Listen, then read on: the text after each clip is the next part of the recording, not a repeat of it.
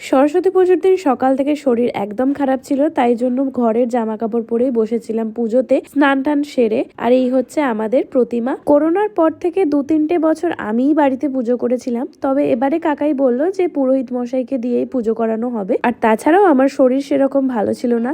পুজো শেষ হওয়ার পরে বোনের বায়না পড়লো যে মেকআপ করবে, ও বন্ধুদের সাথে ঘুরতে যাবে। তারপর ওকে রেডি করে বিকেলের দিকে চা বসালাম। দেন অর্পণ এলো এই ব্যাগটা নিয়ে। এটা হলো আমার ভ্যালেন্টাইন্স ডে এর গিফট। বিকেলের দিকে শাড়ি টাড়ি পরে রেডি হয়ে গেছিলাম, যেহেতু আজকে ভ্যালেন্টাইন্স ডেও ছিল। আর তার সাথে ছিল অর্পণের ভ্যাকসিনেশন, কারণ বেটু ওকে কিছুদিন আগে খুব বাজেভাবে কামড়ে দিয়েছিল, তাই জন্য আমি বলেছিলাম ভ্যাকসিনেশনটা করে নেওয়াই ভালো। এরপর রাস্তায় বোনেদের সাথেও দেখা হয়ে গেল। ডিনারের জন্য চলে গেছিলাম বিরিয়ানি গ্লোবালে, যেটা শ্রীরামপুরে নতুন হয়েছে, একটা ছোট্ট রেস্টুরেন্ট, কিন্তু খাওয়ার দাওয়ার ভীষণ ভালো, সাথে প্রাইসটাও ভীষণ রিজনেবল।